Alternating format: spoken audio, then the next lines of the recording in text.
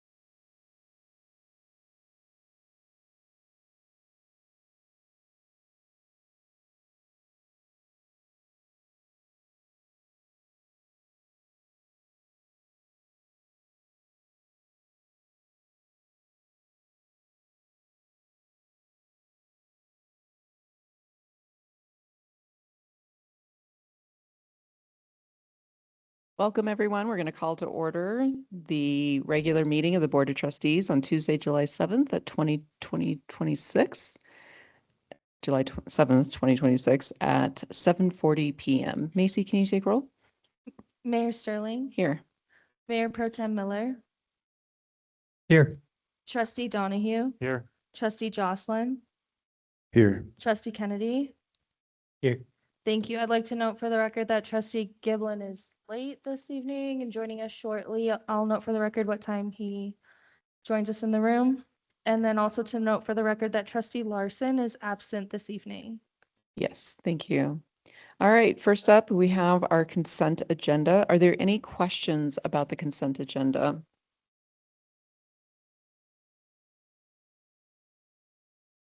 I recognize that we have some appointments from the various commissions and boards. Everyone, thank you for submitting your desire to serve on our boards. Really appreciate it. Also, for context, the reason why these are on the consent agenda, Macy, is because there are less or equal amounts of people who applied, correct? That is correct. Okay. So I believe that as of now, the Planning Commission, these appointments make that board full. The TDA will have one more vacancy after this appointment. Okay. And so will ProSab for an alternate member. Okay, fabulous. So again, thank you for folks who have applied. Any questions in terms of on the consent agenda, or is there a motion? Macy, you said there was only one open on ProSab, but the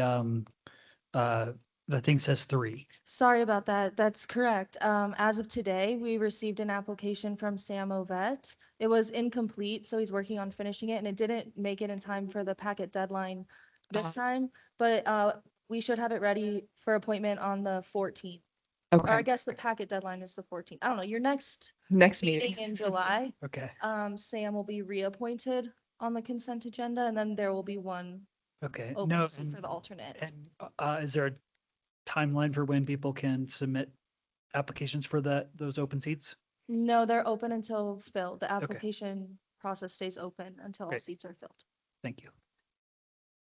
Okay, fabulous. I do see Casey Canilio, you are online. I didn't know if you wanted to say anything about your moving to be on the ProSab board. Thank you, Mayor. I appreciate that. Hi, everyone. Hi, Luke. For those of you who don't know me, my name is Casey Canelio. I live over on Magnolia Road, and I've been serving on ProSab for, I think, the last 4 years. So I'm up for reappointment. I'm currently filling a dual role in terms of vice chair and secretary. So doing a lot of heavy lifting. So please reappoint me. Thank you.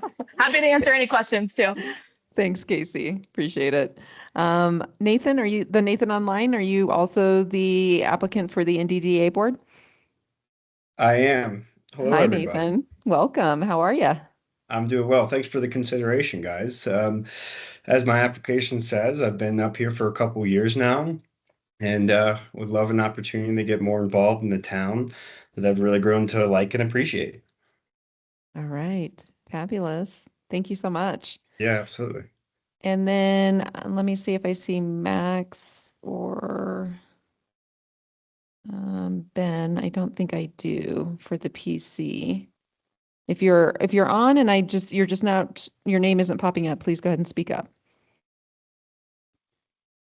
Okay, so that's who we have in attendance. Any further questions from the board and or motion?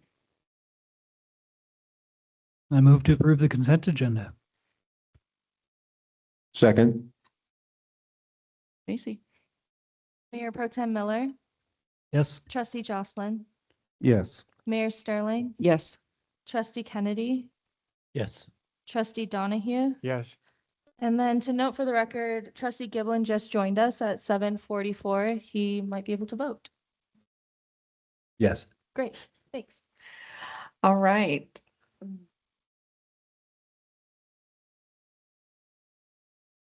Okay. All right, so we are now going on to our one and only action item of the night. It is 4.1 service agreement with Stiefel Nicholas and Company. As a reminder, at one of our last meetings, I gave town administrator Kane to town manager Kane to give the highlights or the tops of the summary for these aims and not read all the way through it because the understanding is that everyone will have already read the board packet. So go ahead, John, go ahead and introduce this one to us. Mayor and trustees, we are requesting your approval of this service agreement extension with Stiefel, Nicholas and Company. One thing to note about this, it doesn't create any additional cost for the town. This is just continuing the already created agreement with them. Related to the Eldora acquisition, it would allow them to remain the town's municipal advisor in terms of financing bond deal from today through June 30th, 2027, unless it's terminated earlier.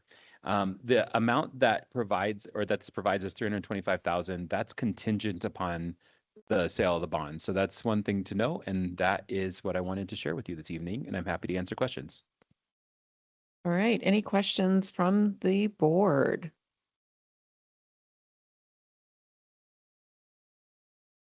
Is the agreement automatically terminated on closing, or do we have to do any additional?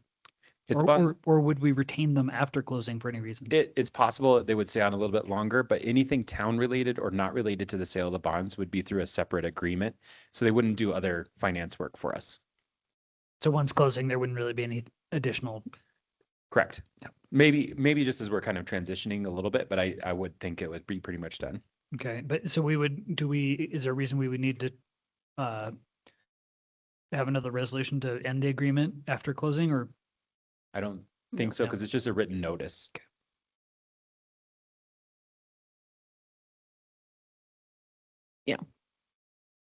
Any other clarifying questions for town manager Kane? All right, let's go into public comment in the room. Anyone in the room with a public comment on action item 4.1?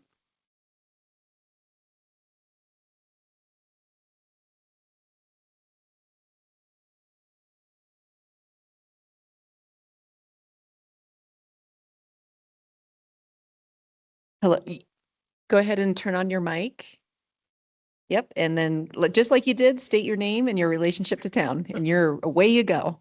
Bill Reno, resident, been here 15 years, live up on Navajo Trail. I really don't have comments because I don't know enough about it. So what precipitated this was I saw the article in the Business Den, and I'm sure you're all aware of that. And it generated some questions. So I have some questions. I don't know if you folks are prepared to answer them or not, but I'll fire away. The first is that article stated that the town has incurred costs of $830,000 to date. I mean, is that an accurate representation of what has been incurred so far? Yeah, the article was not exactly representative of all the information. So Yeah. what we're going to do is we're going to capture your questions Okay. and then we'll put it out to everyone so everyone has the same information. Okay. Okay, so we'll follow up with that by the, Great. yeah, Then it's very like- soon. They follow on here. So Yep, keep going. We'll so capture it. whatever the number is, whatever they represented, this contract or extension of the contract that you're considering tonight, that additional 325, or is that an additional 325 on top of whatever that 830 was? I mean, because I do the quick math and it's 1.1 million, some change. So I was wondering, is that accurate assessment? And then as you referenced, and it seems to be with all of these things, the intent is that these costs that the town is incurring is going to be paid out of the proceeds of the bond sale. That's my understanding. Okay, so there's a certain amount that were extended already. We have liability for as a town. Payment of those costs are contingent on the bond sale. And so it leaves me, and of course, it's been pretty hard to get, quite frankly, folks, to get some information so you can actually intelligently analyze what's going on here, at least from where I'm sitting. So I don't know what the chances of the bond sale, I mean, nothing's a done deal until it's a done deal. So the final question is, what if it doesn't happen? Are we exposed? How much is this town on the hook for? And how is that going to get paid? That's pretty much all I have. Okay, just, and I'm gonna redo the questions out at you just to make sure we captured them correctly, okay? So is it 830K to date? Right. The extension of the contract, is that on top of the 830, Right. right? And is it gonna be paid going forward out of the proceeds of the bonds? Right, And what if it doesn't happen? right. Okay, we got you. Okay, Thank you so much. thank you. And you were right on 3 minutes. You're good at this. Have you done this before? All right, any other comments in the room on this action item? Okay, let's go online. Macy, is there anyone online who would like to make a public comment?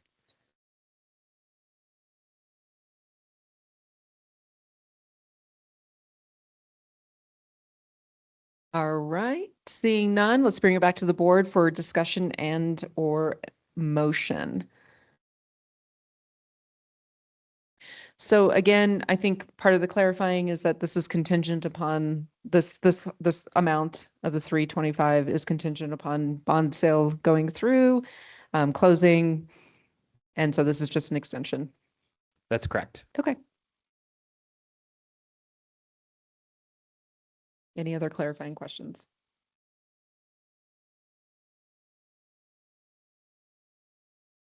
All right, any motions?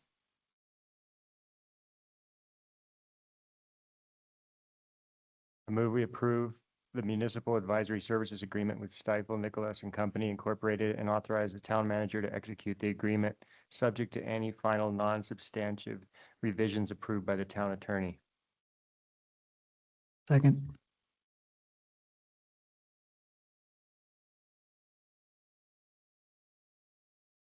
Okay, Macy. All right. Trustee Jocelyn, Yes. trustee Kennedy, Yes. Mayor Sterling, Yes.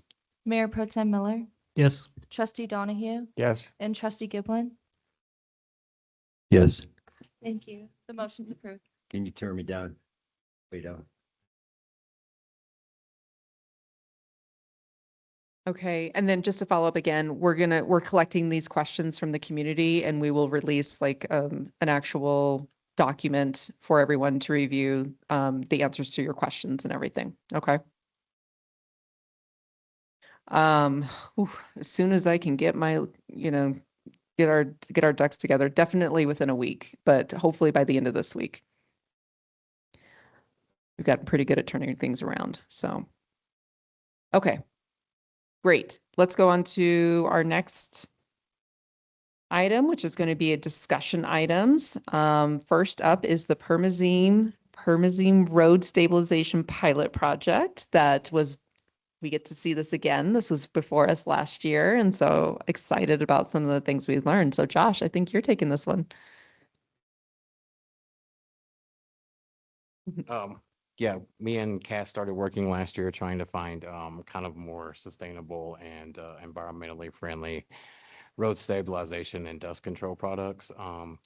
As we all know, mag chloride is a commonly used one, but it's also not good for vegetation, and the runoff causes a lot of problems. So we were mostly trying to get away from that kind of toxic product and into something a little more, like I said, environmentally friendly. So we did a lot of research and landed on the Permazyme. And I went to Laramie, Wyoming and checked out their entire county has started using it after doing a trial run on a couple of roads a couple of years ago. So now they're doing it countywide, which is hundreds and hundreds of dirt roads, hundreds of miles of dirt roads. So, and the reviews came back well and just felt like it would be good to do a pilot run on 3 sections that we picked, that are our worst sections that we constantly do over and over again.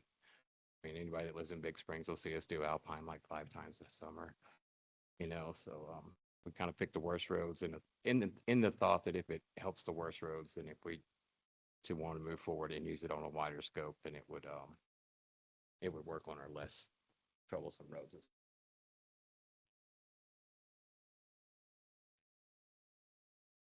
All right, thank you.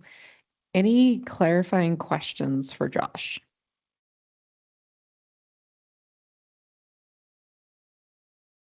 So some of the, or actually a clarifying question I have is, part of why we decided not last year was because of some of the unanswered questions around like the temperature and everything. And also, there was one outstanding, I just lost it. But basically, what you went to go do is take a look at how it was also keeping up, because I think that there were certain structural things that were required for the roads as well, right? And so just part of your impressions and taking a look at those other applications, what did you come away as, the head of streets? Especially like in the roads in Laramie, one of the main roads they showed us was for one of their most traveled like old truck roads, like the trucks that drive out from the old rigs. Yeah. So heavy duty trucks all day, and it held really well. The crown had held well, the material had held on the road, and it was very solid, like almost like I have a video actually, like we took a little rock and you could scratch the surface of the road from how compacted it is, well it held together. So yeah, from that alone, I was like, well, if it does anything like that for us, then we're looking at saving a lot of money on everything, really. Okay, that's kind of cool. Okay. The last sentence answered the question that I was going to ask. It's always nice when that happens. I know that you have used, or maybe not, we haven't, but like mag chloride has been used for snow and ice, mitigation as well. Would we be using this for that as well? Or is it just for dust and kind of road compaction? It's just for the dust and road compaction. Mhm. Cool. And do we have an estimate of if we were to use it on all of our dirt roads and streets, do we have a rough estimate of what that total cost would be after the pilot?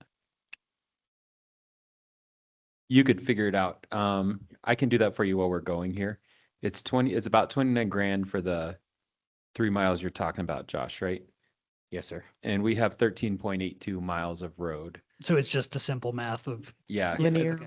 We want to have the also, Josh, this is something you maybe talk about, but the permazyne representative, having them on site is really important to make sure that the mix is right and that the compaction depth is correct, right? That's really one of the, Yeah. and that's probably I'm not speaking for you, but that's like the cost of just having them here during the project, probably. Yes. Yeah. And then the hope is that we don't have to do it quite as often.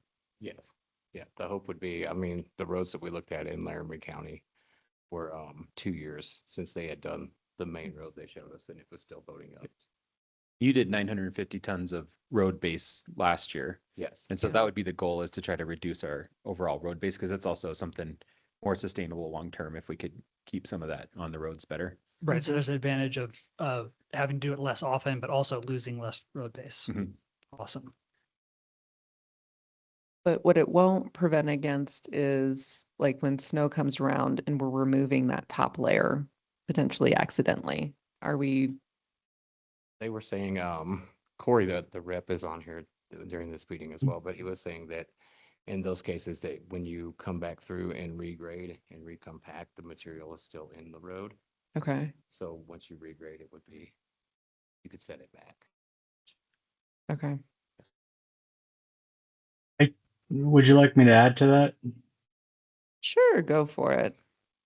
So, with the counties that we work with in like cold winter areas, we work with like 23 counties in Michigan. They blade snow off it regularly. It's so the only reason that you would have issue with it, because it'll shed water, is if the equipment itself somehow damages the road by like cutting into it or something, and then repairing that is extremely simple. And our goal is to work with you guys for many years so that if there is an issue, we can just help solve it really quickly, whether it's like sending you like a small amount of permazyne to fix that area that was damaged or something like that. The goal is to have a relationship with you guys as you go through the fix your roads over time. And he did mention the on-site. I wanted to add that the guy that's going to be doing the on-site has been a county engineer in Iowa for 30 years and has been installing permazyne for the last 8 years and is extremely good at what he does. And we're happy to have him He started with us a couple months ago, and he'd be directly involved with working with Josh and the team to make sure everything goes extremely well for the pilot project. And so, Okay, Yeah. thank you. All right, any other clarifying questions from the board?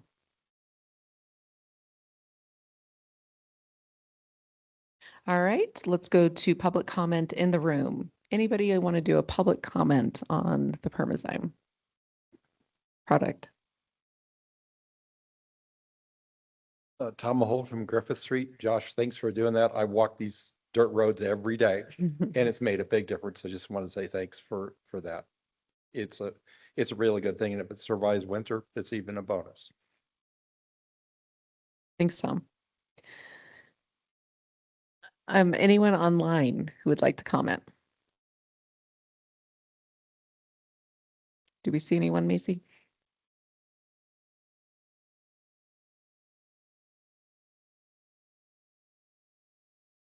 All right, seeing none, we'll bring it back to the board for discussion and to provide direction to town staff. So any comments? What's bubbling around in everyone's minds? Do we need to do this on all 3 streets for the pilot project, or could we do it on one and save money? Josh, what was sort of the decision making? Well, if we don't use the budget that we have this year, we can't, it doesn't carry over to next year. So it just seems like if we can do as much as we can with the budget we already have, then it seems to make the most sense to me. It also give you a opportunity to see how it performs in different conditions. So all of those roads have different challenges. And do you want to just talk about why you selected those roads a little bit? Yeah, you know, Alpine and Navajo Trail specifically because they're our steepest roads and they have the most runoff. And every time we restore crown and do a grading, the first time we get a really heavy downpour of rain, It's gone. everything just goes right back in the ditches. Yeah. So this would really help us from having to do that every time it rains. And also, you know, we could sleep when it rains instead of just being like, oh, great, you know. Yeah, and then forest because it's the same thing with the pitch of the road and everything. It's not very well traveled as far as traffic goes, but it is very hard to maintain the crown and everything on it. So Okay. Fair game, yeah, having lived on Alpine, He I knows. get it. They have different aspects too, like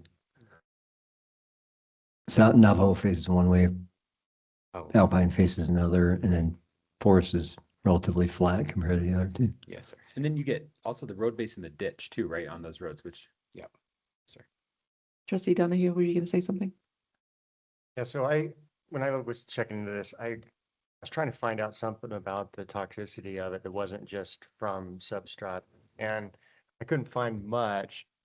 So, but then I looked into the European use of it, and Europeans are much better about their toxicity standards than we are by by orders of magnitude, basically. And it's really well accepted there, and they're using it on forest roads and like in solar power areas where they're driving in and out to maintenance. And so it's been really well accepted there.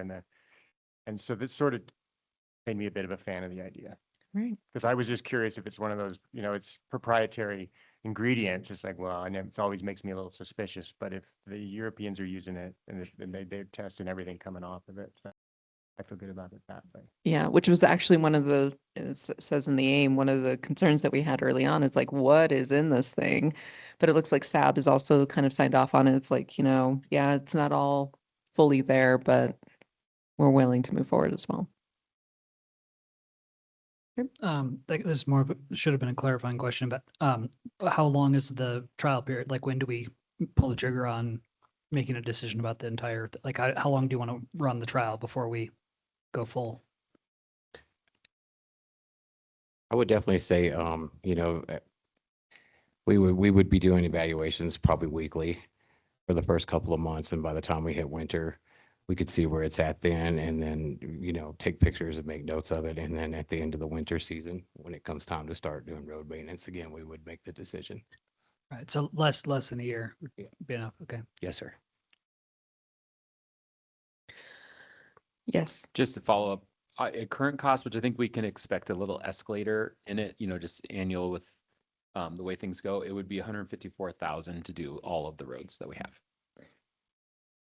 Which again, when you take a look at the parts of the budget that you're not having to pay for, like the rebasing and everything, then it probably is a wash. Because it's probably pretty close to 950 tons a year of road base is what we're doing. Yeah, that's how much we're adding again this year. So, yeah. Yeah. You needed direction of whether or not, staff needed direction of whether or not to pursue this. Just really quick, just going around, is anybody concerned about moving forward with this? Okay. We wanted to bring this to you on discussion. We would bring the final agreement to you next week or at the next meeting, if that's okay with you. Yeah. We just want to make sure we had a chance to talk first. Yep. I think that you have the direction to go ahead and move forward. And thank you. Really appreciate Thank you. the going back and taking a look at it. So well done. Yep, no problem. You can leave now if you want. Okay. Thanks, Josh, and thanks Thank for all you. your Have hard a work. great day.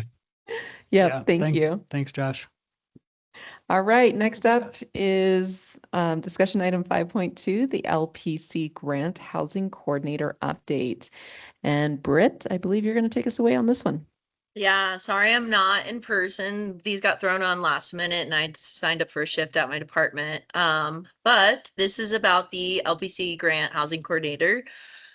Just for everyone, the kind of background of this, the town of Netherland was awarded an LPC grant through the Colorado Department of Local Affairs to support housing planning and implementation efforts. The grant was originally structured to be a partnership between the town of Netherland and the town Alliance, with both communities contributing matching funds to the program. This grant supported or was going to support the housing coordinator position and related housing initiatives intended to advance some of our Prop 123 efforts. Since the town of Lyons has notified Netherland that it will no longer participate in the grant partnership. As a result, Netherland would be responsible for providing the full local match requirement that was originally intended to be shared between both communities. Staff previously explored whether approximately $45,000 associated with the completion of the fast tracking we just did that I brought to you guys last time could be part of that match requirement. However, those funds are not eligible to be used for this requirement or for this match. So as a result, the town does not currently have an identified funding sources to satisfy this full obligation. Staff also notes that while the $45,000 that we are going to be able to get cannot be used to kind of use this match, it can be used toward like housing study or any Prop 123 planning activities. So there's still the opportunity to have those funds, which is great. So tonight we're just kind of trying to figure out what the next step is for us. Because Lions has decided to withdraw, we need to either figure out if we can figure out a way to find the funds to get a full match, and kind of have staff proceed with trying to identify some ways we can do that. We need to withdraw the current grant and we can reapply for this as like a consultant services. And that may be easier than doing kind of like the employee position that we were going to do. Or we can choose to withdraw from the grant completely. And so just looking to kind of get some direction on what my next steps should be, and John's as well, is what would you guys like us to do? And happy to answer any questions for anyone who wasn't previously on the board and kind of has questions about this grant. Thank you so much, Britt. All Yeah. right. Any clarifying questions from the board for staff? I have a question. I don't know if it's clarifying or not, but I'm curious, what would the staff recommend that we do? That's a great question. So I can acknowledge in my position, I have done a lot of foundational work for kind of sections that we can go. Like my main focus has really been kind of this affordable housing. I will say like we're spread a little bit thin. So yes, as much as it would be nice to have another person, there's also this identifying where can we do it? Who are we partnering with? Are there private owners? Which is kind of conversations I'm still having with owners and individual landowners today. So I think I go back and forth of like, yes, I would love to have this person, but unless somebody has a lot of knowledge in this background, it's going to take more time to train someone up to this than for me just to do the work myself. So that's kind of why I'm looking for direction, because I don't know. I don't know that I want to also try to find the funds if we don't have them, and I can just with the strategic planning, and we can prioritize like what you guys think is kind of the goal here for my planning department. Like me kind of taking ownership of that, I think we can still get things accomplished. So that is entirely up to you all. Sorry if that didn't answer it very well, but I just don't. It is Netherland is a very hard place to kind of figure out affordable housing, as we've all seen, and so I think that's what originally this was really going to help me kind of do. I might give a little stronger answer. Yeah. Britt is underselling the work she's doing. She's doing amazing work right now on housing. One of the things that we do need to work on is our housing needs assessment needs to be updated to comply with state standards, and being able to use this money, although there is some other options that Britt has been kind of chasing down, it would be a really good thing to get our housing needs assessment finalized to the state standard right now. The other thing is we originally signed up for half, well, really less than half of the match of what they're talking about right now. And I think that in our given kind of situation, it might be a not terrible idea if we are interested in kind of pursuing this. We can get another LPC grant with DOLA that would allow us to get, like Britt said, a consultant or either hire staff at that point, but we could scope it out a little bit better. But I just kind of wanted to throw that insight in there that I think it would be really great, get the housing needs assessment done, and then maybe come back into this program for additional support. So you might remember too, we just did get a grant, or funding from the Affordable Housing Tax Board in Boulder County to do a housing assessment, which that project is moving forward with BCHA. So I think getting Brett additional capacity would be great, but also that she's working on that housing needs assessment right now, and it would be great to have somebody just so that there's just to help her, because she's got, the planning department, especially in the summertime, gets really busy.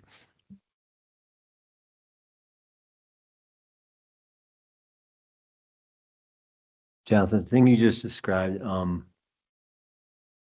was that option 2 or was that kind of like option 4? Because it seemed like, Well, It'd be option. I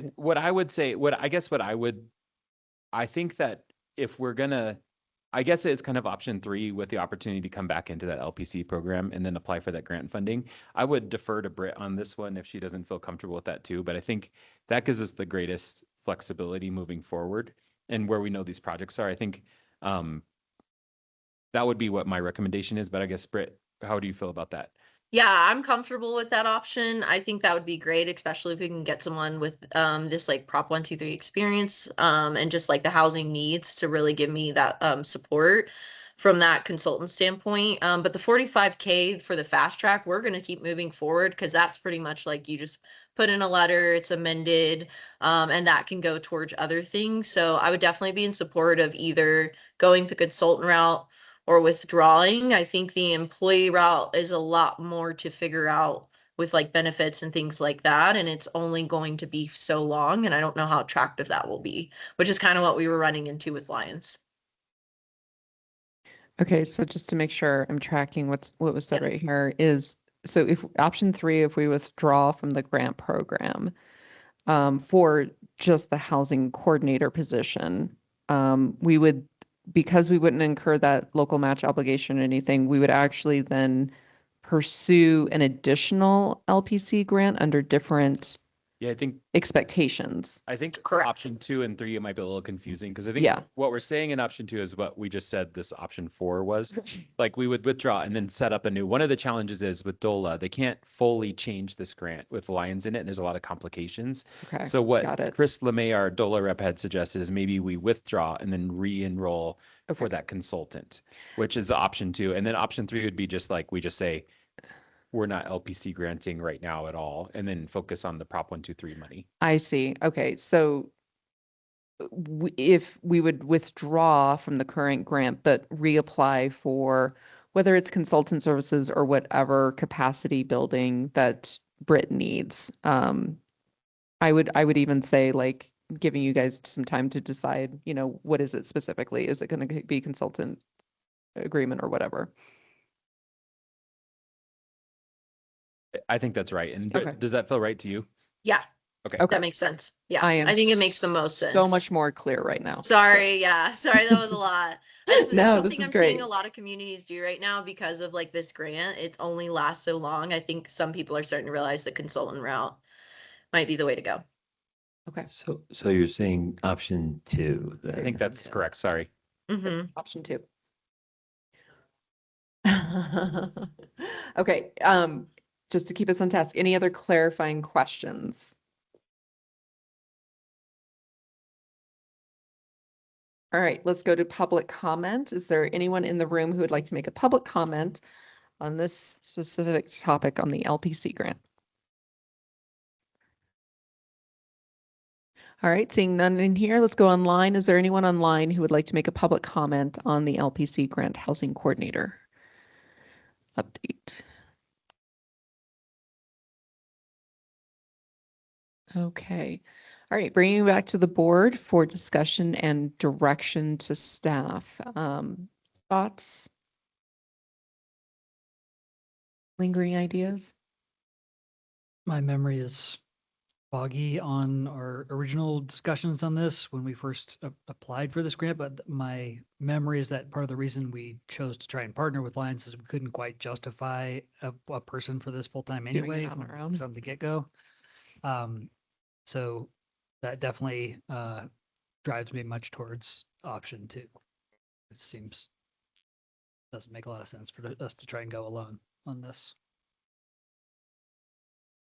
Yeah, I would also say like option 2 is fine. Like it gives, because the complications of we don't know, we can't restructure this grant basically the way that it was originally written. And so I don't think that there's a clean way other than exiting and then being able to rewrite and reapply under a different capacity. So that's kind of just what I'm thinking. Any other thoughts? Trustee Giblin? Yeah, it's unfortunate that Lions backed out. Sounds like their board flip-flopped on that one. So I'm for option 2.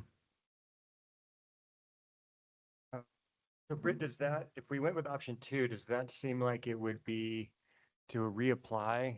Is that, and then deal with somebody new trying to help you along that's a consultant? Does that seem more burdensome than just doing it yourself? Or what gives you does it seem better to have that consultant to get that state requirement done? Yeah, I think it would be nice to have a consultant. As John said, like this is my busiest time of the year with code enforcement, and there's obviously after this is another grant opportunity I'd like to go for. And so I do keep pretty busy, but it would just be nice. I know there are people out there that are just, I went to a conference last week and just even learning more about like Prop 123, it would be nice to have someone there to do it. But again, I don't know that I need it in that full-time capacity. I think I just need someone that can narrow in sometimes a little bit more with some supervision. And so I think it could be a really good opportunity. And since we've already written it, it really is just making those amendments. We did talk to the representatives, and there's going to, it's not like we're looked down upon for doing this option. And so I feel really confident kind of going that route and having that support so I can meet this goal with the community. Favor of that, option 2. Yeah. Okay. And Trustee Kennedy is nodding as well. The basically the theme here is that whatever builds capacity for you. And so whether that's on-call services, on-call consulting, however you frame it, as long as it's extending you. And I think, so in a sense, you're not getting that employee, you're getting more of a 1099, like a consultant that you can just pick up the phone and call on whenever you need it. Exactly. Yeah. Yep. Yeah. Okay. There we go. All right. I think you have Thank you all. direction. Yeah, to go Yes. ahead and move forward. We'll go ahead and get out of this grant and reapply for capacity building for you. Perfect. Thank you. Fabulous. We're rocking and rolling, everyone. So next up is Dr. Cog Building Policy Collaborative Grant, coming right back around to Britt. Yeah, so I'm looking tonight for direction on to apply for the Dr. Cog Building Policy Collaborative Grant. So this is the round 2. We did receive some funds in round 1 for like educational to get certifications, things like that. So really, I believe this grant, or staff believes this grant, represents the town's strong current opportunity to secure funding for a dedicated sustainability position focused on building decarbonization while advancing several priorities identified by town's energy action plan and sustainability program. The town has successfully participated in the previous rounds again of this program, which has provided technical assistance, training, and funding opportunities to support local governments in advancing energy efficiency and building decarbonization incentives. For round two of the BPC grant, presents an opportunity to continue to build on this work. Staff believes that this funding is well aligned with town's current priorities and existing sustainability incentives. Unlike many other grant opportunities, this grant does not require local funding or no match, which allows us to really maximize this opportunity itself. So staff could pursue supplemental funding for a sustainability coordinator position, which you've all met Cass. And the primary focus, because we have to finish out our grant with Boulder County for the remainder of this year, would to bring her on full time. But the primary focus would be building decarbonization and energy efficiency implementation. This funding would last about 2.5 years with the ending date of September 2029. Similar grant funding opportunities have been successfully established in many other Colorado jurisdictions. Sorry, I'm talking way too fast. Which Jefferson County is doing it, City of Louisville is doing it, and City of Fort Collins. So we have seen their job proposals and duties and plans, and can kind of already use these to build off of that to write our proposal. The proposed position would lead the implementation of local building performative initiatives while continuing to support our existing sustainability programs, which CAS does now. So Dr. Cog stated in the grant guidelines that they do not require a formal vote or council approval of any new policy to be eligible. So we don't have to, like kind of a lot of the funding you're seeing now where some policy has to be enacted. That's not the case. But responsibilities would include advancing our building decarbonization strategies and electrification initiatives, coordinating energy efficiency programs and technical assistance, which would be helping me now that we've moved up to this 2024 IBC. So educating kind of developers and residents on that as well. Supporting implementation of town's energy action plan, managing state and regional sustainability grant opportunities or building anything along that lines. And then coordinating with utilities, regional partners, and our community organizations. In addition to the personal funding, staff would include several implementation components within this grant application. That could be building benchmarking program, which would develop and manage a building benchmarking program that compiles and tracks energy use for larger commercial buildings within Nederland. Collecting this information would establish a baseline energy performance metric, identify some opportunities for efficiency and improvement, and just inform future local building policies and sustainability initiatives. Community outreach. So this would provide education and outreach to our residents, our businesses, our property owners about incentives, energy programs, electrification, opportunities, and building decarb strategies. This is something that Cass is doing in a sense, which she's working a lot with solar and different programs that business owners can do, but really educating them on, kind of where their infrastructure is now and what can it go to, especially with these new building codes. But this grant funding could also support that educational material, some workshops, mailers, public engagement along that line. The other thing is permit streamlining. So just evaluating opportunities to kind of simplify and expedite our permitting for residential and commercial projects, especially with this energy component. Staff anticipates exploring process improvement with Safe Built, or if we decide to move on to a different company, and just identifying opportunities to kind of reduce those barriers while maintaining our required safety and building code review standards. Something town currently does is we offer meetings to people that are doing new builds or remodels with a lot of our different departments, the fire department, our JVA on-call engineer. So this is something that Cass would be involved in as well, kind of helping me streamline this process for our residents. So if awarded, grant funding would primarily support the building decarb is responsibilities of the sustainability coordination or the coordinator. That's really like the purpose of this. And then the other thought was that staff could supplement this position to continue doing the sustainability fee revenue through the sustainability fee that we have on all our permits to work on those existing kind of things that CAS is doing now.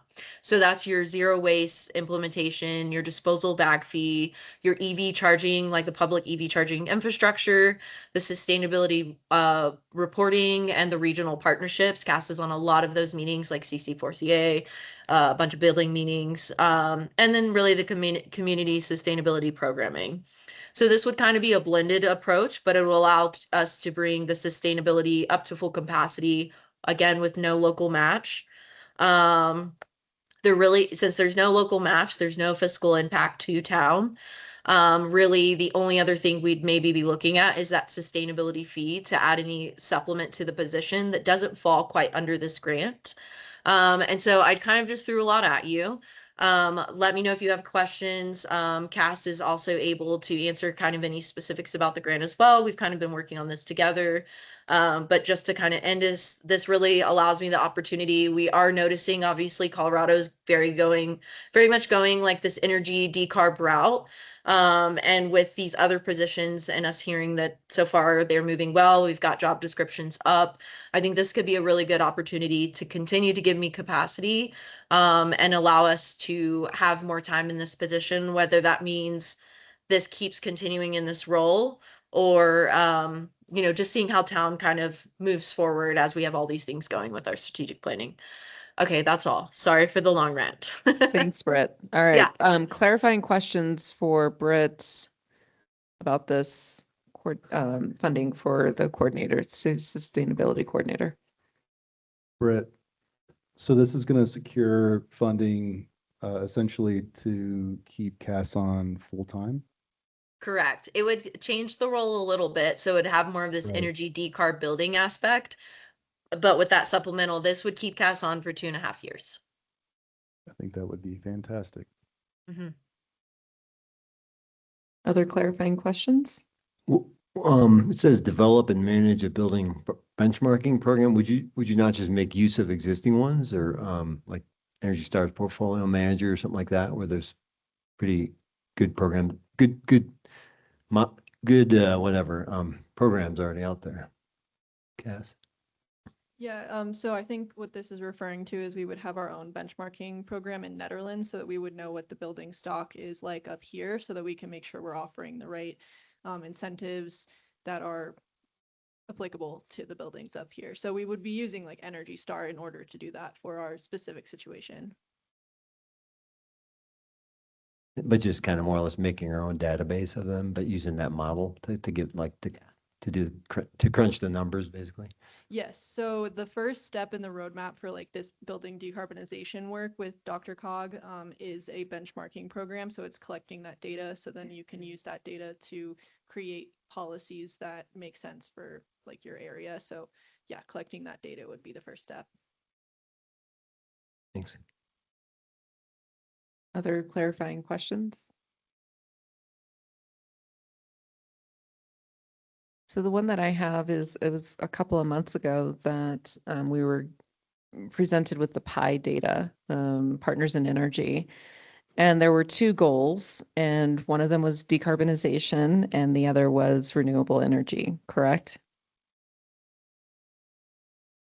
It was decarbonization in the sense of they were looking specifically at natural gas emissions at the time. Yeah. So yeah, natural gas emissions and the percentage and what we saw as potentially like being able to improve that was so negligible that the board gave direction to just pursue the renewable energy goal, correct?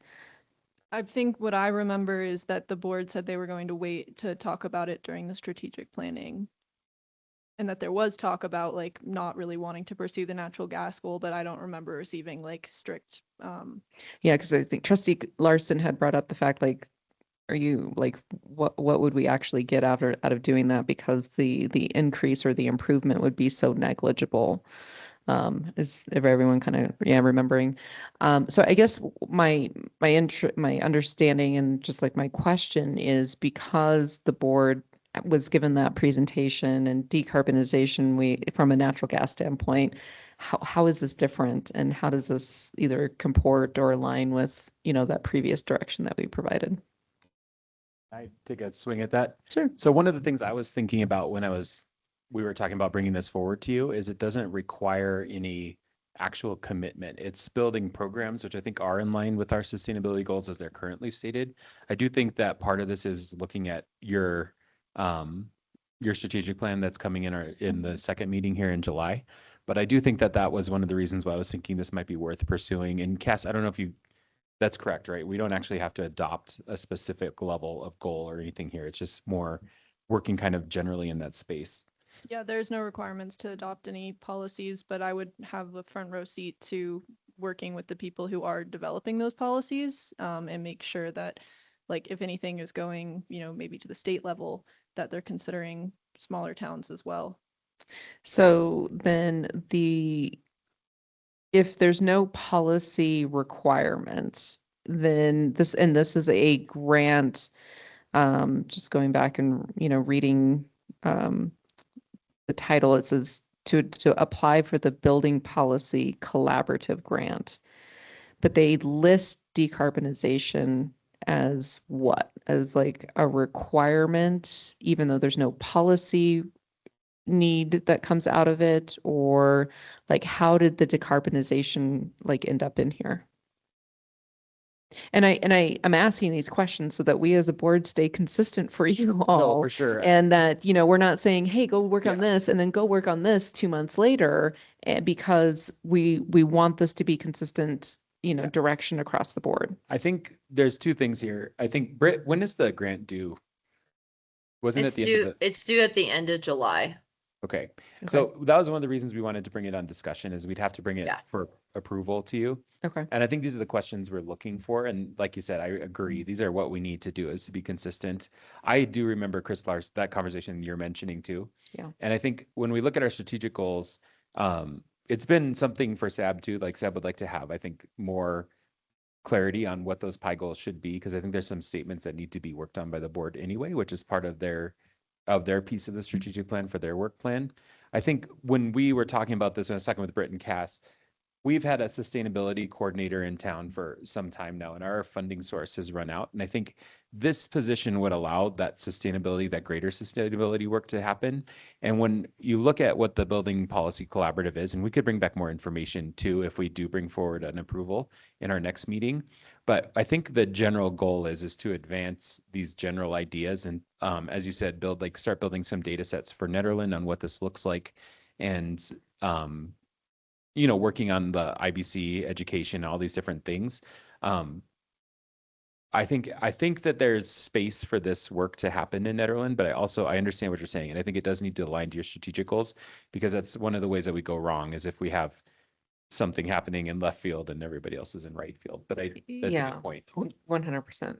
Yeah, I'd like to say one thing about decarbonization. I don't, if we totally dismissed it, we might have been a little misguided, because it's not about just like decarbonization is like reducing carbonization too, and energy efficiency is decarbonization. And so it's not, you know, we also have propane for that matter, but like, it's probably true that what we would do, you know, is pretty negligible just to, you know, get rid of natural gas, which probably isn't going to happen. But like all, you know, but we have a lot of room for improvement for energy efficiency, which is, you know, reducing carbonization. And that's kind of classified as decarbonization in the industry more. You know, it's just kind of like different ways to reduce your our carbon footprint, you know. And isn't there also, like, you know, different building materials have different carbon footprints, so we could Yeah. be more Yes. Body carbon. capable of you know, approving alternative building materials or stuff like that. Correct. This person would be very heavily involved as well in that in that building permitting process. And with these updates we just made, there is a lot of energy related stuff that goes into it. And to be totally honest too, if I'm losing a lot of capacity if I lose CAS. And so that is part of why I'm bringing this to you too. I do think there are some ways that this makes sense with the permitting, streamlining, the education that we have here so much. I hear a lot from the public when it comes to education on this and that. Not every resident is going to know the same thing as about a developer. So I think there's a lot more that goes into this role than just people thinking the like natural gas aspect. You know, Cass is a lot more well informed than I am. This is something that's, you know, a little bit missing from my world. But I'm happy to also bring back more material if more material is needed for kind of some of these questions you are asking. Trustee Donahue, were you trying to say something? I don't have a clarifying question, but I have a little discussion. Are we there? We're almost there. We can, I'll hold on. let me see if there are any other clarifying questions. And thank you for asking. And thank you for keeping the process on track. Anything else? Clarifying questions?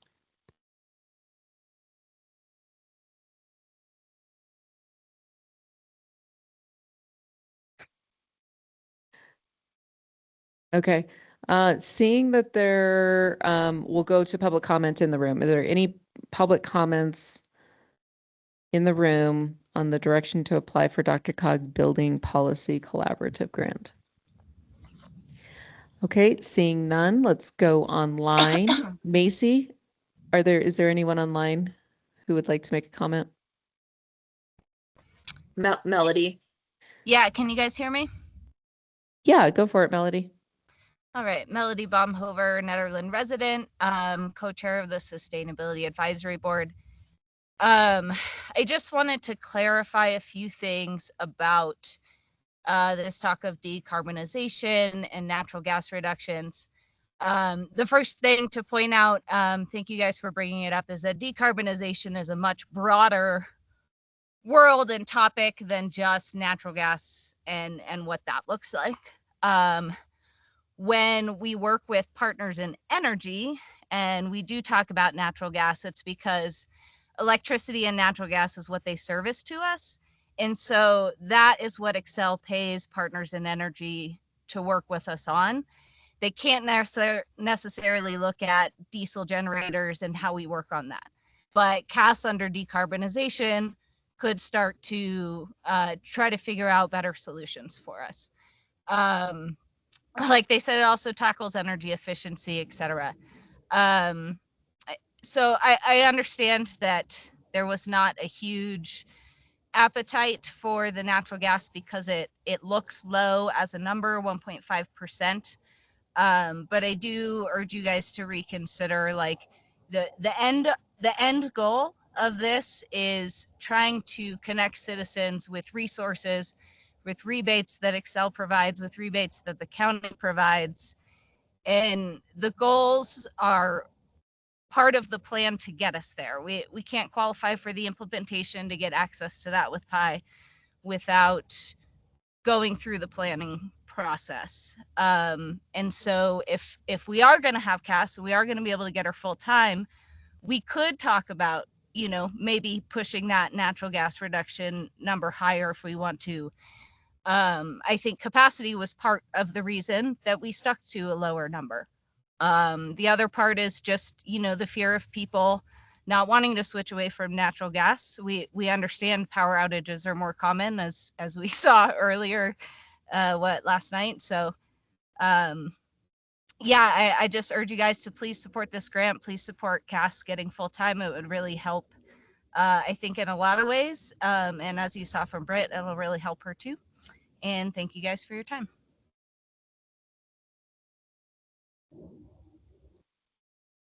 Thanks, Melody. Anyone else online? Public comment?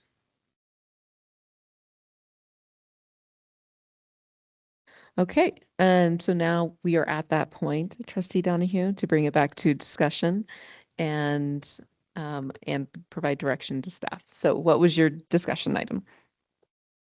Can I mention the CEO Accelerator grant? Yes. So does everybody know about that? Oh, yeah, like we Yeah. applied for it. And we we got it, right? We got Yeah, it. there's been Yeah. a press release now. I was on vacation when that happened, so I wasn't able to do anything about it, but. So I guess my thought on this is that is kind of a little more big picture that we did get that grant. And this is for things like sidewalks and things that you don't think of as we're not talking about decarbonization, but the fact that we have such an aggressive history around this sustainability allows us to be in line for those kind of things. And that is how we were awarded that grant, is because of our history in these things. So I think that there's a bigger picture element to how we apply our sustainability. I mean, it's like we could, eventually move it into like having a little bit more of a financial sustainability and resiliency aspects to it. But by being in line for that and standing where we do, Netherlands is from when I was on the board before and through now, it seems to me that we're in a really good place. It's one of those things where it's like, wow, Netherlands kind of on top of the heap. Like, we're a small town, but we're in Boulder County with the Eco Pass.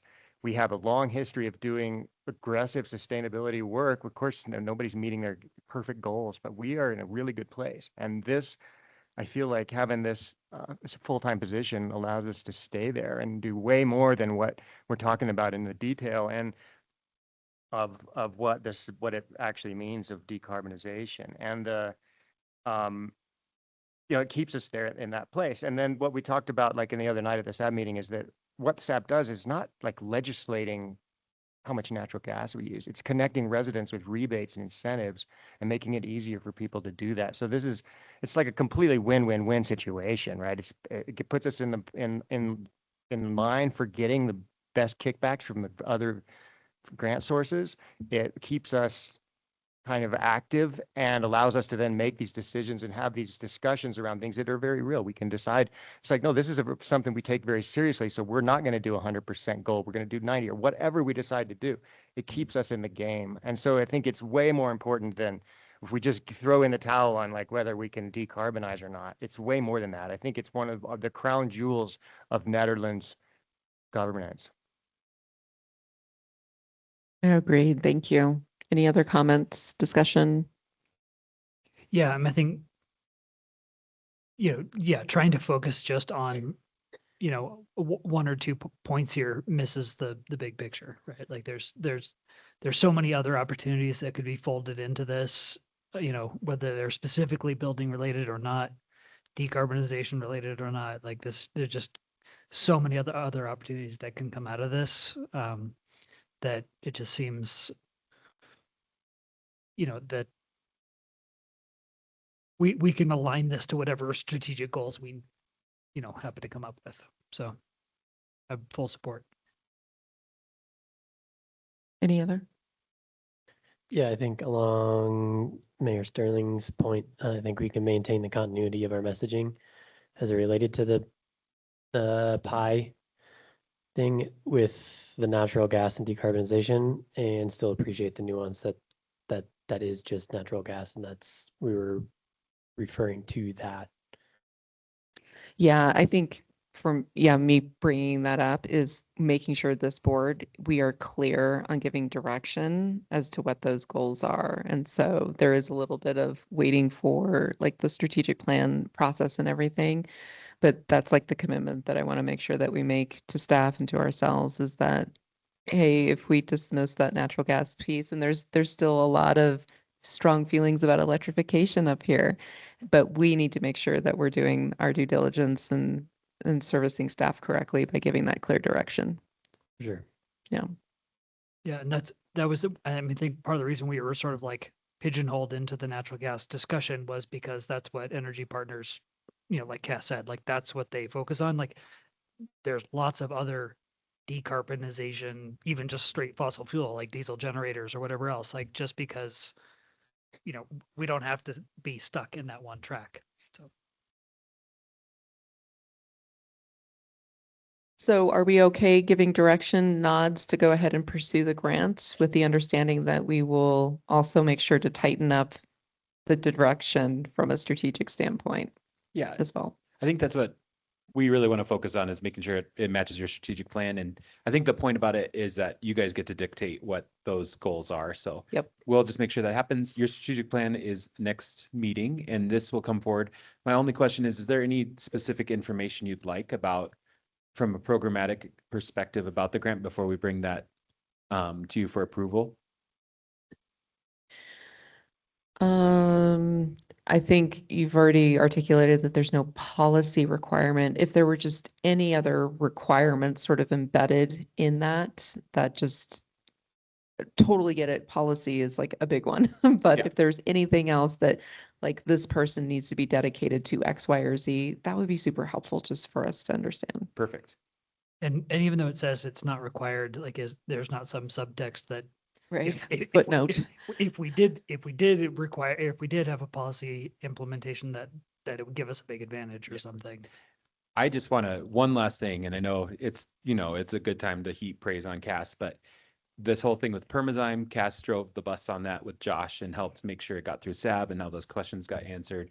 When you look at that CEO grant, Cass wrote that grant with Britt and has done the lion's share of the work on making sure that happens.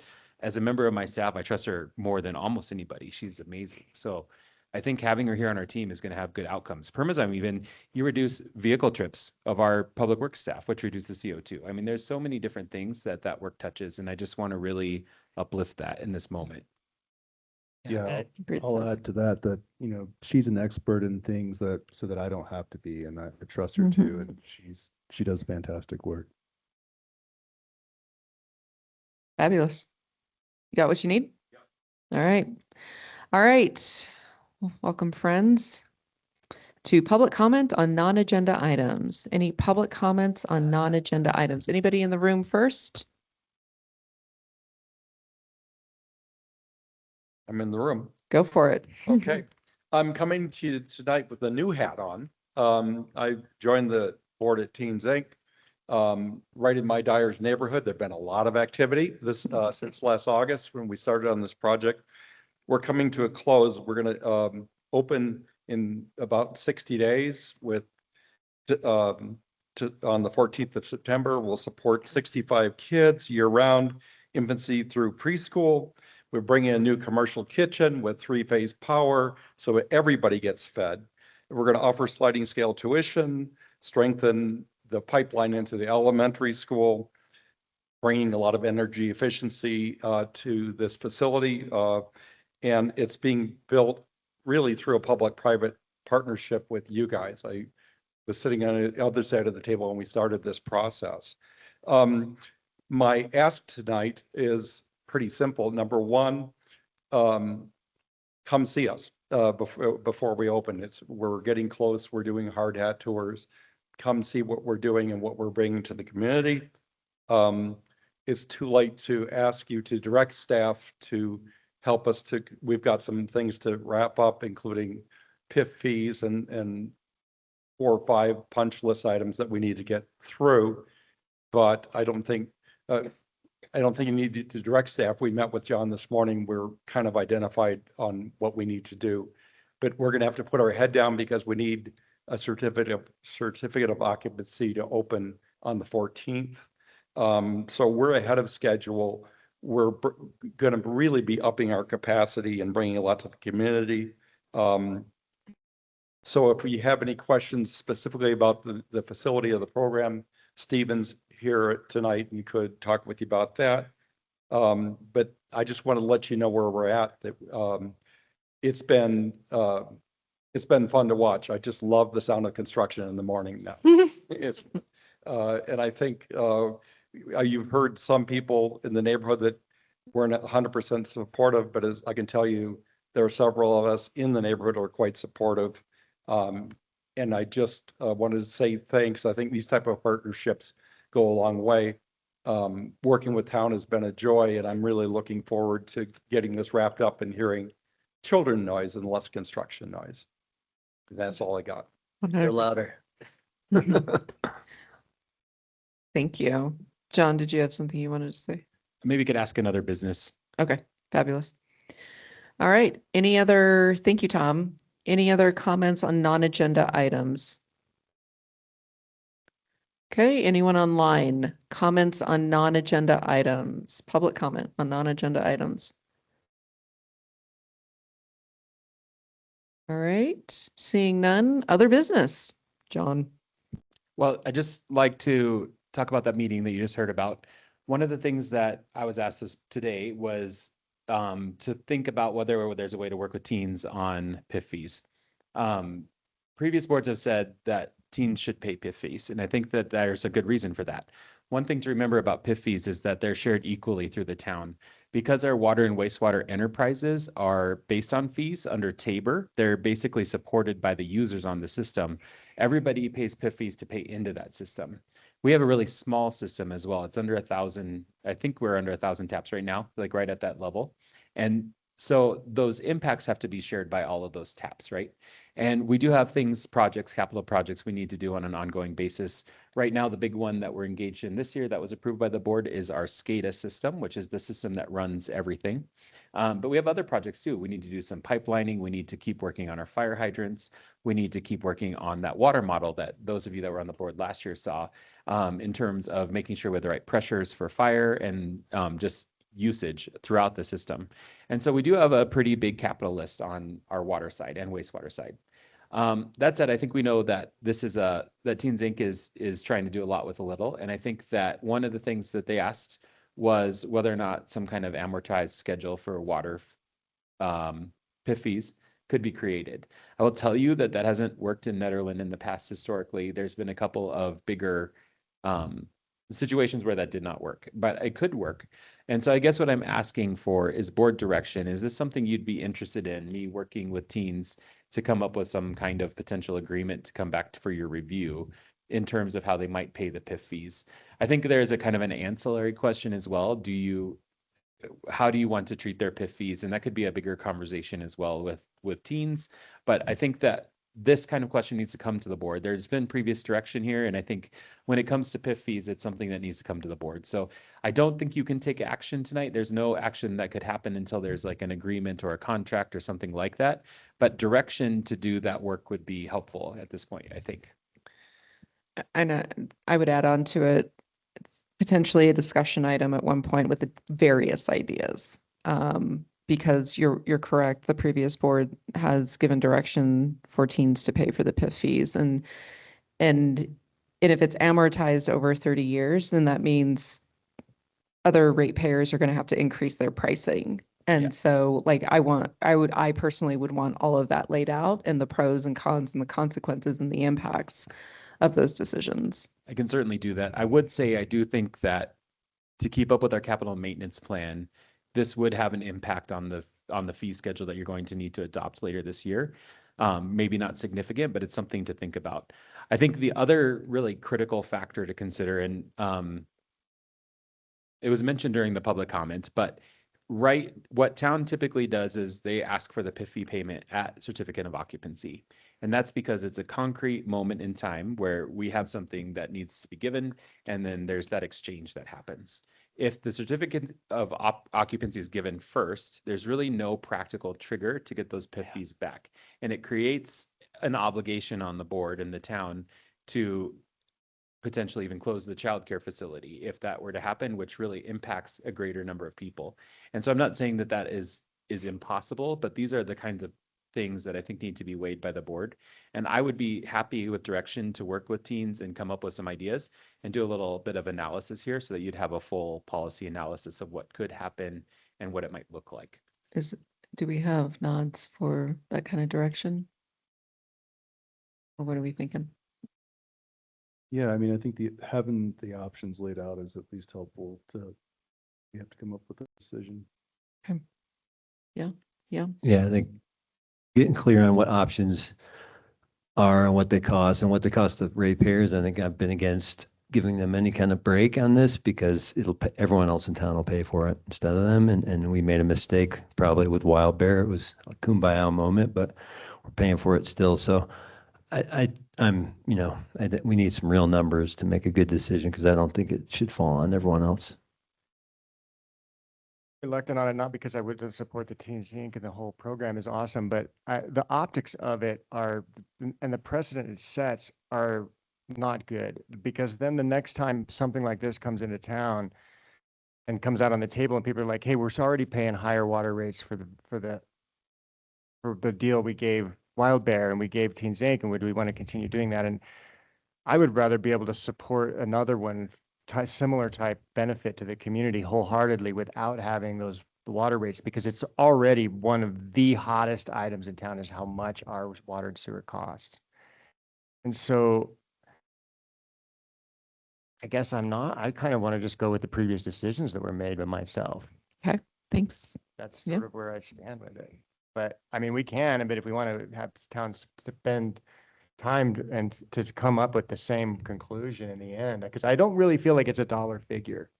I feel like it just sets a precedent that makes it really awkward and creates bad blood with the community and our infrastructure costs, and to be able to support these really good programs and push them forward.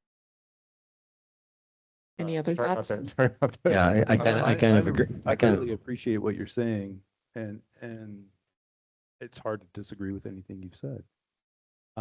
I am curious though if there are options that have minimal impact, that are short term, that are creative, something that I can't think of off the top of my head, but if there's something that doesn't impact taxpayers immediately, that's not going to impact our capital goals, that we can come up with creatively, that maybe is a short leash, but is at least a leash. And just to clarify, Dover, on your, current concerns and questions, if we amortize so the fees still get paid, they're just paid over some period of time. Does that still kind of fit into the concerns you have, or are your concern more about waiving fees? My concern would be that it somehow appears in any way like giving this break increases people's costs. Because Which has been our concern in the past. Yeah. As a board, as a collective board. And if it's easy for the town to come up with something and we can look at it, that's fine. But I mean, as far as I feel like there's a bigger issue with it, it's because it is one of the major thorns in people's sides living here. I will say I do have an idea and I want to do some research, but I think it could work potentially, but I need a little bit of time to figure it out. And I guess my additional direction, if everyone agrees with it, is get to an answer quick and then be able to report back at us, because I know Teens Inc. is also on a timeline, right? I mean, you're wanting to have a certificate of occupancy by the 14th. And so if we can get to an answer quickly, and it's not, meetings upon meetings of turning this over. For sure. We can do that. And just to clarify, that's the 14th of September, right? Yeah. And just a thought, I mean, a lot of the capital improvements that we, need the PIF fees for are usually long-term goals, right? So if this was something that was paid over 10 years, 10 years down the road, we're going to have another capital. Yeah, we plan for 10-year horizon. And so on our 10-year horizon, we need to replace the membrane filters at our water plant. We need to do this pipelining. In the water model, we have a lot of work, like I said, with making sure fireworks, replacing hydrants, those, and then some work at the wastewater plant too. We're doing our staff is amazing. We have a full wastewater staff now, but we just need to keep up on those projects, or what'll happen is eventually you're going to have an increase that's so big that you can't avoid because the things are failing. Yeah, for sure.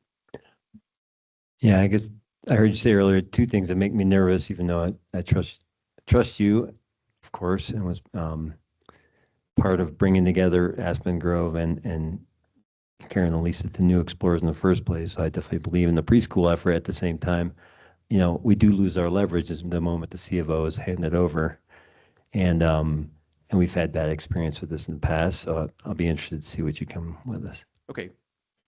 Okay. Is that a nod then to spend a little bit of time to? Okay. I think you have enough nods. Any other business to bring up? I have a couple things. Go for it. So why are they cutting down all the trees on the side of the roads? Why are they cutting down all the trees along the sides of the roads? Is it for fire reduction? Because they killed them with magnesium Yeah, chloride. but why are they, so they're cutting them down for fire reduction, fire risk reduction? That is my understanding, that the CDOT has hired through a contract to have performed roadside thinning that's in alignment with our community wildland. Because if the Jonathan, fire reduction is the reason for it, they're scattering wood chips in places that used to be gravel. Right. And so if I chuck my cigarette, I don't smoke, but if I chuck my cigarette out the window into that spot 3 weeks ago, it would have landed in the gravel. And now if I chuck my cigarette out the window, it lands in wood chips. You're not wrong, and this is a concern that the fire district has brought up to the state. as Okay, so well. it's going. That's all. I just wanted to make So- sure somebody So would it's push on it the that. radar. I will say that if you have any familiarity with CDOT, No, it's not going to be a quick response. Yeah, a- okay. and we're not getting the answers that we want. Right, okay. And then is there any, along the fire thing, is there anything we can do to increase the extreme fire hazard messaging out there? Like on the, can we lean on people to, on the forests to put up signs on the 505 entries, on the Caribou entries, on the, can we do anything coming into town? Like, so for example, one of my big things is for years, I've been noticing that like, I often find out that there's an increased level of fire risk officially when I leave Boulder County and I drive into Gilpin County. And then I'm like, oh, and then I look into it. It's like, oh yeah, there is also a new fire risk established in Boulder County, but I was living here and I didn't even know it. And I don't see it coming up the canyon. And I could drive up the canyon and I could go up to Caribou and I would never see that. Well, that's not true. You would drive by the fire station, and I spent years getting a fire danger sign installed, and happy to say that we just got it installed. But okay, so Also, if you go to our website, enterlandpark.org, on a daily basis, you can see what our fire risk is. So yes, but the person. Also, yesterday, I went and took a picture up at West Mag of the new sign that Chief installed as you drive into West Mag, because we're sick and tired of having to wake up every night to go out there. Okay, excellent. Look, we've been doing so much more for messaging in this town the last few years that, yes, of course, there's always more that we can do, but come on. Well, I'm not saying we're not doing a good job, but what I mean is there anything that we can do additionally now because of this kind of exceptional situation of the federal government being unlikely to respond as they might have in the past to the fact that firefighters are spread so widely and that you can that you can access the backcountry around here without actually going by. Let's say you come to peak from the north. I mean, I'm not being critical of what we're doing. What I'm more doing is saying, is there anything more we can do Well, I this think year? you got to be careful with what some of the messaging is that you just said. So from where are you saying that the feds can't come here for a fire? Can I insert here in just a little bit? Because this sure. is another business. Sure. What do we want to come out of this? Do we need something of like an update from fire on where we're at? Or would you like this to come back as a discussion item on a next board meeting? Based on what Trustee Jocelyn just said, maybe nothing, maybe it's not an item. Well, no, I think it's important, right? I think that we all should be aware of the fire danger, and if we need to, I'm sure Britt in a heartbeat would link over to where our fire danger stuff is. Chief and I, we just got some signs installed that when you come into the district, it says our name. When we worked with CDOT on that, it was supposed to be fire danger signs, but they weren't approved by the state. So, I mean, we're trying, but there's hurdles and things with that messaging. John, did you want to? Yeah, we pushed out a message this weekend too. I did. Sure. And I think the point is that a person who's visiting is probably not on Netheads, which is fair.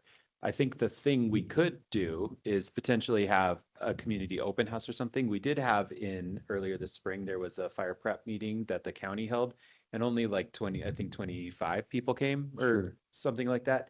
And then there's also one at the Sort Yard in May, but those are really resident facing. But we could bring forward a list of resources we've been talking about. We could talk to ODM about coming up and having another event here. And then it would be an opportunity to really talk through with the partners that like all the stakeholders at the table, having people come together and just kind of thinking that through. There's also been some talk, and this is at more of a staff level, of a tabletop event, an emergency event, which is something that needs to happen as well. But we could very easily have a discussion item that kind of brings forward resources for people right now, and then kind of where these information points are. And then it could maybe engender a bigger conversation about other opportunities. I think something to add to that, though, is important that we need to focus our messaging also on our visitors. And, you know, I know that we have some local business owners that have partnered with the district to get out fire restrictions. I think almost every single business in town, as you walk in on the door is, or at the counter or whatever, we've been putting out fire restriction notification. It has a little QR code so that you know when they're in place. I think that's extremely important. I think if anything, that's probably one of our greatest risks is people that are visiting into our district, into our town. And I want to see continued efforts in that. You know, our business owners have worked really well. You know, every time I go around and say, hey, can we please stop firewood sales? They're on board with it. Every one of them. There's never been any pushback. They're aware of the risks. They want to help. If we have other people that don't have restriction signs that want them, please come by the fire station. We're happy to give you some for free.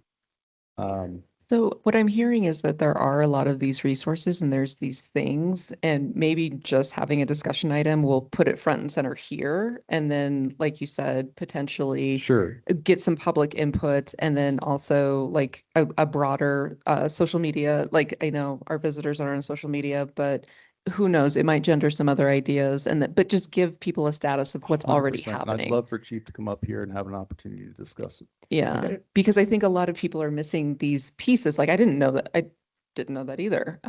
You know, I think that's important to point out. Yeah, and the more microphone that we have available, the Yeah. more platform that we have available to get out the messaging, the better. And I'm would love to do that. But if I got a nod just to work Ned Fire, we could put a name together on that pretty quick, I think, for the next Say meeting. that again. Sorry. I was thinking if we got a nod from y'all, I could work with Ned Fire and we could put something together. pretty Yeah, I quickly. think that would be great. And maybe as schedule it for a discussion item. I think our next agenda, well, maybe with strategic planning, it's a little, but let's prioritize that. I think that's worth it. So I guess to clarify my thoughts on this a little bit, if I was to be critical of something, it's not Netherland, and this is one of those cases where Netherland's almost too small to be the driving force of this. Yeah. It actually is more at a county level. I feel like the counties around us, I see more just Well, I from don't them know if than I that's do. true either. I mean, you know, at the base of the canyon, they have messaging there. We've worked with them to try and get fire danger or restrictions messaging on those boards. The one as you come into town, we've worked with them as well for that. You know, the increase of messaging over the last few years is exponential to what it Yeah. used to be here when I first moved here 12 years ago or whatever it is. It's way better. And I get it. Like we can always do better. And I'm happy to have a discussion about that. But I don't want to knock all our partners who are actually really trying to get the messaging out there. And if anything, I would, you know, encourage our locals to participate in that messaging. Yeah. Okay. I just want to add one thing, which, you know, I think, you know, Trustee Jocelyn's point, like, you know, the resources that are available for locals and people who are paying attention are definitely there. Like our biggest risk is the people who aren't paying attention, the people who don't know where to look, and they're not even going to read a sign on the side of the road. Like, and those are the people who are like more likely to be, you know, And you're a not risk. wrong, and I want you to Right. know that the fire district Yeah. is extremely aware of that. Right. Extremely aware of that. I mean, there's been times when we've gone out to West Mag and put trash bags over the campfires because we're Yeah. fed up. Right. You know, like we'll do whatever we have to do. Yeah. Happy to have a discussion about so that we can figure out more Yeah. ideas. And that's what I would like, you know, let's get something on the table so we can talk about how do we get the things that are in people's face, whether it's the road sign, the flashing road signs or whatever, you know, because I know that's like out of our jurisdiction.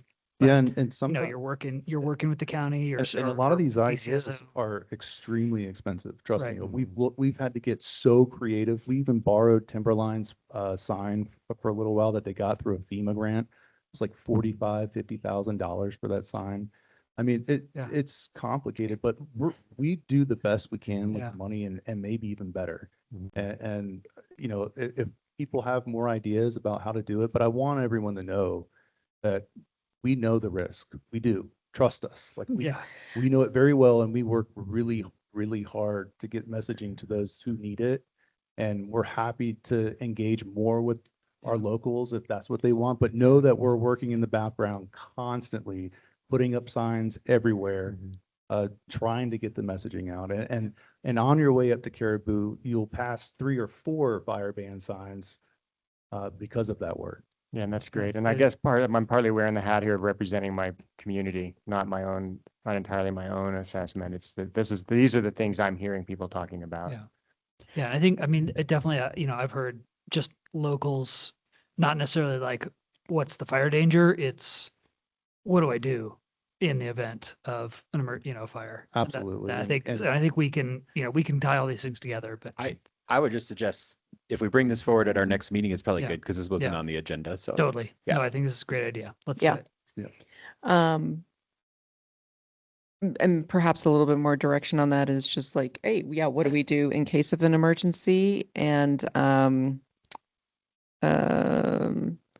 activating our residents as sort of like allies in this. Like, what should they do if they see somebody, if a business is selling wood? 100%. Like- Or what if they see somebody starting a fire or right down by the creek? I mean, we see it all the time. Right. I'd love to have this conversation because I want us all to work together constantly. It's Yeah. important. Yes. Like if anything, what works better than a sign is a local. It's a local Yeah. army that is dedicated to this. Yeah. And it's, I mean, we have two things, like one is awareness, both for locals and visitors, and then preparedness and response for residents. But an action-oriented citizenry that does the thing that needs to be done, even if that means like, hey, I see you're trying to start a fire. Right. And I'll also add to that BCSO has been working diligently with the fire department to ensure that we're ticketing people who are not doing what they're supposed to be doing, because there's no excuse. When you go into West Mag, you're passing 4 or 5 signs that say no fires. So you can't say I didn't know. I mean, you can, but you're still getting a ticket. Yeah. Okay. Sounds great. Okay. Any other business? Thank you, Trustee Donahue, for bringing up. Okay. Seeing that there's no other business, I would like to hear my favorite motion. Motion to adjourn. Is there a second? Second. Macy. Oh, wait. No. All in favor? Aye. Aye. That's all we have to You can do. do that. Aye. That's fine. Aye. We're done.